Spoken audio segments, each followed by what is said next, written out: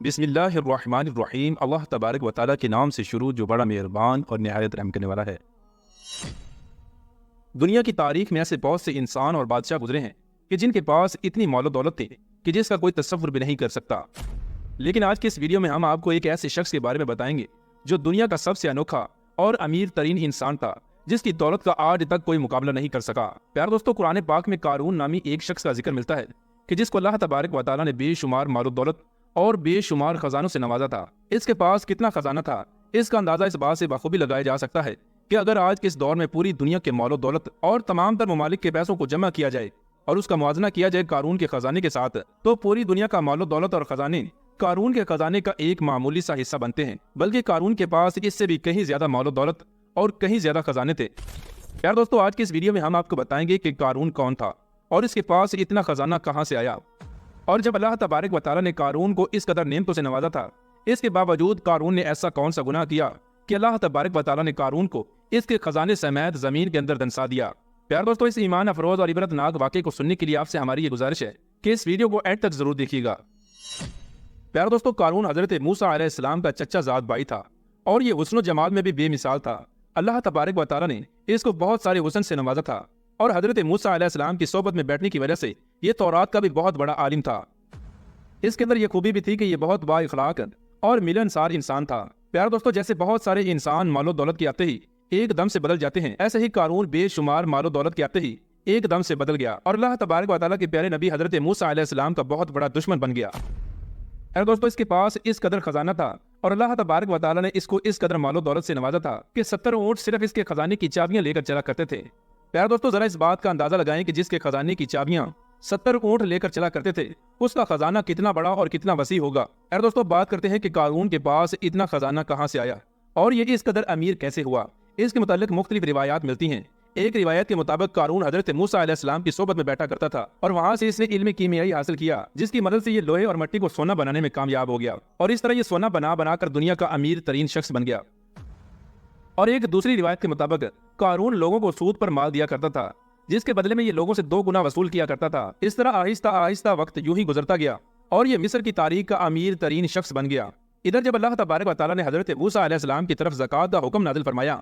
تو حضرت موسیٰ علیہ السلام نے قارون کو زکوٰۃ دینے کا کہا۔ پہلے تو قارون نے حضرت موسیٰ علیہ السلام کے سامنے اس بات کا عہد کر لیا کہ وہ اپنے مال کا 1000واں حصہ زکوٰۃ دیا کرے گا، لیکن جب قارون نے زکوٰۃ کا حساب لگایا تو یہ اس کے مال میں سے ایک بہت بڑی رقم بنتی تھی۔ یہ دیکھ کر قارون پر ایک دم سے لالچ اور کنجوسی کا بھوت سوار ہو گیا اور اس نے اللہ تبارک و تعالیٰ کا حکم ماننے سے انکار کر دیا، اور نہ صرف خود اس نے زکوٰۃ دینے سے انکار کیا بلکہ بنی اسرائیل کے لوگوں کو بھی بہکانے لگا اور حضرت موسیٰ علیہ السلام کے خلاف بھڑکانے لگا، اور بنی اسرائیل کے لوگوں کو یہ کہنے لگا کہ حضرت موسیٰ علیہ السلام زکوٰۃ کے نام پر تم لوگوں کے مال پر قبضہ کرنا چاہتے ہیں اور تمہارا مال ہتھیانا چاہتے ہیں۔ اس طرح اس بدبخت نے بنی اسرائیل کے لوگوں کو حضرت موسیٰ علیہ السلام کے خلاف بھڑکانا شروع کر دیا، یہاں تک کہ اس بدبخت نے حضرت موسیٰ علیہ السلام سے لوگوں کو دور کرنے کے لیے یہ چال بھی چلی کہ اس نے ایک عورت کو بہت زیادہ مال و دولت دے کر اس بات پر آمادہ کیا کہ وہ حضرت موسیٰ علیہ السلام پر بدکاری کا الزام لگائیں تاکہ لوگ معاذ اللہ حضرت موسیٰ علیہ السلام سے دور ہو جائیں اور ان سے نفرت کرنے لگیں۔ چنانچہ ایک دن ایسا ہوا کہ حضرت موسیٰ علیہ السلام ایک مقام پر کھڑے ہو کر خطاب فرما رہے تھے کہ اسی دوران قارون نے حضرت موسیٰ علیہ السلام کو ٹوکا اور حضرت موسیٰ علیہ السلام سے یہ کہنے لگا کہ آپ نے فلاں عورت سے بدکاری کی ہے۔ یہ بات سن کر حضرت موسیٰ علیہ السلام ارشاد فرمانے لگے کہ اس عورت کو میرے سامنے لاؤ۔ چنانچہ اس عورت کو حضرت موسیٰ علیہ السلام کے سامنے پیش کیا گیا تو حضرت موسیٰ علیہ السلام اس عورت سے فرمانے لگے کہ اے عورت، تجھے اس پاک ذات کی قسم کہ جس نے بنی اسرائیل والوں کو فرعون سے نجات عطا فرمائی اور سمندر میں سے بنی اسرائیل کے لیے 2 راستے نکالے اور بنی اسرائیل والوں کو فرعون کے ظلم و ستم سے نجات عطا فرمائی، سچ سچ بتاؤ کہ ماجرا کیا ہے۔ حضرت موسیٰ علیہ السلام کی یہ بات سن کر وہ عورت حضرت موسیٰ علیہ السلام کے جلال کی وجہ سے کانپنے لگی اور اس عورت نے بڑے مجمع میں قارون کے سامنے اس بات کا اقرار کیا اور حضرت موسیٰ علیہ السلام کی بارگاہ میں عرض کرنے لگی کہ اے اللہ تبارک و تعالیٰ کے نبی، قارون نے مجھے بہت زیادہ مال و دولت دے کر اس بات پر آمادہ کیا ہے کہ میں آپ پر زنا کی تہمت لگاؤں۔ اس عورت کی یہ بات سن کر حضرت موسیٰ علیہ السلام کی آنکھوں میں آنسو جاری ہو گئے اور آپ علیہ السلام اللہ تبارک و تعالیٰ کی بارگاہ میں سجدہ شکر کے لیے گر گئے اور حضرت موسیٰ علیہ السلام اللہ تبارک و تعالیٰ کی بارگاہ میں یہ دعا مانگنے لگے کہ یا رب العالمین، قارون پر اپنا قہر و غضب نازل فرما۔ اس کے بعد حضرت موسیٰ علیہ السلام نے بڑے مجمع میں یہ اعلان کیا کہ بنی اسرائیل میں سے جو کوئی بھی قارون کا ساتھی ہے وہ قارون کے ساتھ ہو جائے اور جو میرا ساتھی ہے وہ میرے ساتھ ہو جائے۔ چنانچہ اس وقت 2 افراد کے علاوہ باقی تمام لوگ حضرت موسیٰ علیہ السلام کے ساتھ ہو گئے، صرف 2 افراد ایسے تھے جو قارون کے ساتھ کھڑے رہے۔ اس کے بعد حضرت موسیٰ علیہ السلام نے زمین کو حکم دیا کہ اے زمین، تو اس بدبخت کو پکڑ لے۔ تو اس وقت زمین نے اللہ تبارک و تعالیٰ کے حکم سے قارون کو گھٹنوں تک زمین کے اندر دنسا دیا۔ پھر حضرت موسیٰ علیہ السلام نے زمین کو دوبارہ یہی حکم ارشاد فرمایا تو اس وقت قارون کمر تک زمین کے اندر دنس گیا۔ یہ منظر دیکھ کر قارون حضرت موسیٰ علیہ السلام کے سامنے رونے لگا اور التجائیں کرنے لگا اور حضرت موسیٰ علیہ السلام کو اپنی رشتہ داری کے واسطے دینے لگا،